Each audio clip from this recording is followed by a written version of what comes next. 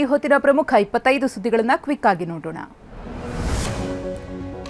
ಬೆಂಗಳೂರಿನ ಖಾಸಗಿ ಶಾಲೆಯಲ್ಲಿ ಅಗ್ನಿ ಅವಘಡ ಸಂಭವಿಸಿದೆ. ಜ್ಞಾನ ಭಾರತೀಯ ವಿಶ್ವೇಶ್ವರಯ್ಯ ಲೇಔಟ್ನಲ್ಲಿರುವ ಕೌಶಲ್ಯ ಶಾಲೆಯಲ್ಲಿ ಬೆಂಕಿ ಕಾಣಿಸಿಕೊಂಡಿದೆ. ಅದೃಷ್ಟವಶಾತ್ ಶಾಲೆಯಲ್ಲಿ ಯಾವುದೇ ಅನಾಹುತ ಸಂಭವಿಸಿಲ್ಲ. ಬೆಳಗಾವಿ ಜಿಲ್ಲೆಯಲ್ಲಿ ಫರ್ನಿಚರ್ ಅಂಗಡಿ ಬೆಂಕಿಗಾಹುತಿಯಾಗಿದೆ. ಮೂಡಲಗಿ ತಾಲೂಕಿನ ಸಂಗನಕೇರಿ ಕ್ರಾಸ್ನಲ್ಲಿ ಈ ಅಗ್ನಿ ಅವಘಡವಾಗಿದೆ. ಫರ್ನಿಚರ್ ಅಂಗಡಿ ಪಾಟೀಲ್ ಎಂಬುವರಿಗೆ ಸೇರಿದ್ದಾಗಿದೆ. ಅಂಗಡಿಯಲ್ಲಿ ಯಾರೂ ಇಲ್ಲದ ಹಿನ್ನೆಲೆಯಲ್ಲಿ ದುರಂತ ತಪ್ಪಿದೆ.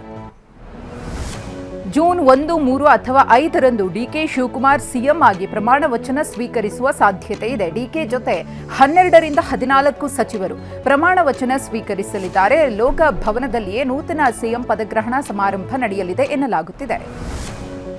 ಕಾಂಗ್ರೆಸ್ ಶಾಸಕಾಂಗ ಸಭೆ ಮುನ್ನವೇ ಡಿಕೆ ಶಿವಕುಮಾರ್ ರಾಜ್ಯಪಾಲರನ್ನ ಭೇಟಿ ಮಾಡಿ ಮಾತುಕತೆ ನಡೆಸಿದ್ರು. ಪ್ರಮಾಣ ವಚನ ಸ್ವೀಕಾರ ದಿನಾಂಕವನ್ನ ನೀಡಿದ್ದಾರೆ. ಡಿಕೆಶಿಗೆ ಸಹೋದರ ಡಿಕೆ ಸುರೇಶ್ ಅವರು ಸಾಥ್ ನೀಡಿದ್ರು. ಮಧ್ಯಾಹ್ನ 1 ಗಂಟೆಗೆ ರಾಜ್ಯಪಾಲ ಥಾವರ್ಚಂದ್ ಗೆಹ್ಲೋಟ್ ಅವರು ಧರ್ಮಸ್ಥಳಕ್ಕೆ ತೆರಳುವ ಮುನ್ನವೇ ಡಿಕೆ ಅವರನ್ನ ಭೇಟಿ ಮಾಡಿದ್ರು. ರಾಜ್ಯದಲ್ಲಿ ನೂತನ ಸರ್ಕಾರ ರಚನೆಗೆ ಕಸರತ್ತು ಶುರುವಾಗಿದೆ. ಇಂದು ಸಂಜೆ 4 ಗಂಟೆಗೆ ಶಾಸಕಾಂಗ ಪಕ್ಷದ ಸಭೆ ನಡೆಯಲಿದೆ. ವಿಧಾನಸೌಧದ ಸಮ್ಮೇಳನ ಸಭಾಂಗಣದಲ್ಲಿ ನಡೆಯುವ ಸಭೆಯಲ್ಲಿ ಶಾಸಕಾಂಗ ಪಕ್ಷದ ನಾಯಕನ ಆಯ್ಕೆ ಆಗಲಿದೆ. ಶಾಸಕಾಂಗ ಸಭೆಯಲ್ಲಿ ಸಿದ್ದರಾಮಯ್ಯ ಅವರೇ ಮುಖ್ಯಮಂತ್ರಿ ಸ್ಥಾನಕ್ಕೆ ಡಿಕೆ ಶಿವಕುಮಾರ್ ಅವರ ಹೆಸರನ್ನ ಪ್ರಸ್ತಾವನೆ ಮಾಡುವ ಸಾಧ್ಯತೆ ಇದೆ. ಸಿದ್ದು ಸೂಚಿಸುವ ಹೆಸರು ಅನುಮೋದಿಸಲು ವರಿಷ್ಠರು ಚಿಂತನೆ ನಡೆಸಿದ್ದಾರೆ. ಇಂದಿನ ಸಿಎಲ್ಪಿ ಸಭೆಗೆ 3 ಶಾಸಕರು ಗೈರು ಹಾಜರಾಗುವ ಸಾಧ್ಯತೆ ಇದೆ. ರಾಜು ಕಾಗೆ, ಪಾವಗಡ ವೆಂಕಟೇಶ್, ರಹೀಂ ಖಾನ್ ಸಿಎಲ್ಪಿ ಸಭೆಗೆ ಗೈರಾಗಲಿದ್ದಾರೆ ಎಂದು ತಿಳಿದು ಬಂದಿದೆ. ಕ್ಯಾಬಿನೆಟ್ನಲ್ಲಿ ಸಿದ್ದರಾಮಯ್ಯ ಸಂಪುಟದಲ್ಲಿದ್ದ ಕೆಲ ಸಚಿವರನ್ನ ಕೈಬಿಟ್ಟು ಡಿಕೆ ಸಂಪುಟದಲ್ಲಿ ಹೊಸ ಮುಖಗಳಿಗೆ ಮಣೆ ಹಾಕಬಹುದು ಎಂದು ಮೂಲಗಳು ತಿಳಿಸಿವೆ. ಸಿದ್ದು ಸಂಪುಟದ 13 ಶಾಸಕರಿಗೆ ಡಿಕೆ ಸಂಪುಟದಲ್ಲಿ ಮತ್ತೊಮ್ಮೆ ಅವಕಾಶ ಸಿಗಲಿದೆ. 16 ನಾಯಕರಿಗೆ ಶಾಕ್ ಕಾದಿದೆ ಎನ್ನಲಾಗ್ತಿದೆ.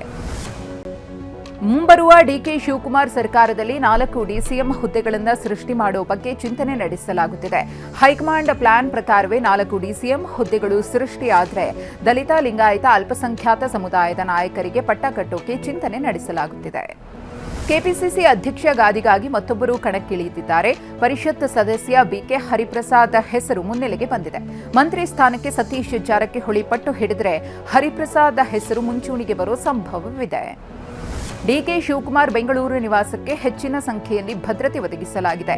ಸದಾಶಿವನಗರದ ನಿವಾಸದ ಬಳಿ ವಾಹನಗಳು ನಿಲ್ಲಲು ಪೊಲೀಸರು ಅವಕಾಶ ನೀಡುತ್ತಿಲ್ಲ. ರಸ್ತೆಗೆ ಅಡ್ಡಲಾಗಿ ಬ್ಯಾರಿಕೇಡ್ ಹಾಕಿದ್ದಾರೆ. ಡಿಕೆ ಶಿವಕುಮಾರ್ ಪಟ್ಟಾಭಿಷೇಕಕ್ಕೆ ದಿನಗಣನೆ ಆರಂಭವಾಗುತ್ತಿದ್ದಂತೆ ಸ್ವಕ್ಷೇತ್ರ ಕನಕಪುರದಲ್ಲಿ ಸಂಭ್ರಮ ಮನೆ ಮಾಡಿದೆ. ಡಿಕೆ ಶಿವಕುಮಾರ್ ಇಷ್ಟ ದೇವತೆ ಕಬ್ಬಾಳಮ್ಮನಿಗೆ ಪೂಜೆ ಸಲ್ಲಿಸಲಾಗಿದೆ. ಡಿಕೆಶಿ ಫೋಟೋ ಇಟ್ಟು ಬ್ಯಾಲ್ದಕಾಯಿ ಒಡೆದು ಪೂಜೆ ಸಲ್ಲಿಸಲಾಗಿದೆ. ಡಿಕೆ ಶಿವಕುಮಾರ್ ಸಿಎಂ ಆಗ್ಲಿ ಅಂತ ಹರಕೆ ಹೊತ್ತಿದ್ದ ಡಿಕೆಶಿ ಅಪ್ಪಟ ಅಭಿಮಾನಿ ಈಗ ಸಂತೋಷಕ್ಕೆ ಪಾರವೇ ಇಲ್ಲದಂತಾಗಿದೆ. ಕಳೆದ 3 ವರ್ಷಗಳಿಂದ ತಲೆಗೂದಲು ಹಾಗೂ ಗಡ್ಡ ಬಿಟ್ಟಿರುವ ಅಭಿಮಾನಿ ಈಶ್ವರಪ್ಪ ಮಂತ್ರಾಲಯಕ್ಕೆ ಹೋಗಿ ಮುಡಿ ಕೊಡಲು ಮುಂದಾಗಿದ್ದಾರೆ. ಚಾಮರಾಜನಗರದಲ್ಲಿ ಕಳೆದ ರಾತ್ರಿ ಸುರಿದ ಮಳೆಯಿಂದಾಗಿ ಅವಾಂತರವಾಗಿದೆ. ಹನೂರು ತಾಲೂಕಿನ ರಾಮಾಪುರ ಗ್ರಾಮದ ತಗ್ಗು ಪ್ರದೇಶಕ್ಕೆ ನೀರು ನುಗ್ಗಿದೆ.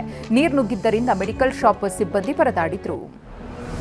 ಚಿಕ್ಕಮಗಳೂರಿನಲ್ಲಿ ಬಿದ್ದ ಬಿರುಗಾಳಿ ಸಹಿತ ಮಳೆಗೆ ಬೃಹತ್ ಗಾತ್ರದ ಮರ ಧರಾಶಾಹಿಯಾಗಿದೆ. ಚಿಕ್ಕಮಗಳೂರು ಕ್ಲಬ್ ಬಳಿ ಮರ ಬಿದ್ದ ರಭಸಕ್ಕೆ ಕಾಂಪೌಂಡ್ ಕುಸಿದಿದ್ದು 7 ವಿದ್ಯುತ್ ಕಂಬಗಳು ಧ್ವಂಸಗೊಂಡಿವೆ. ಜೂನಿಯರ್ ಕಾಲೇಜು ಮುಂಭಾಗ ಕೂಡ ಗೂಡ್ಸ್ ಆಟೋ ಮೇಲೆ ಮರ ಬಿದ್ದಿದೆ.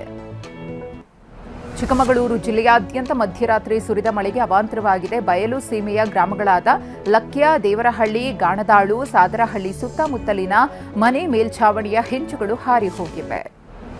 ಕೋಲಾರ ಜಿಲ್ಲೆಯಲ್ಲಿ ಸುರಿದ ಧಾರಾಕಾರ ಮಳೆಗೆ ಕೋಟ್ಯಾಂತರ ರೂಪಾಯಿ ಮೌಲ್ಯದ ಬೆಳೆ ಹಾನಿಯಾಗಿದೆ. ಬಂಗಾರಪೇಟೆ ತಾಲೂಕಿನ ಬೂದಿಕೋಟೆ ಜೋತ್ನಹಳ್ಳಿಯಲ್ಲಿ ಮಾವಿನಕಾಯಿಗಳು ನೆಲಕ್ಕುದುರಿವೆ. ಮುಂದಿನ 24 ಗಂಟೆಗಳಲ್ಲಿ ಬೆಂಗಳೂರಿನಲ್ಲಿ ಗಾಳಿ, ಗುಡುಗು ಸಹಿತ ಮಳೆಯಾಗುವ ಸಾಧ್ಯತೆ ಇದೆ ಅಂತ ವೆದರ್ ಡಿಪಾರ್ಟ್ಮೆಂಟ್ ಮುನ್ಸೂಚನೆ ನೀಡಿದೆ. ಮಧ್ಯಾಹ್ನ ಅಥವಾ ಸಂಜೆ ವೇಳೆಗೆ ಭಾಗಶಃ ಮೋಡ ಕವಿದ ವಾತಾವರಣ ಇರಲಿದೆ.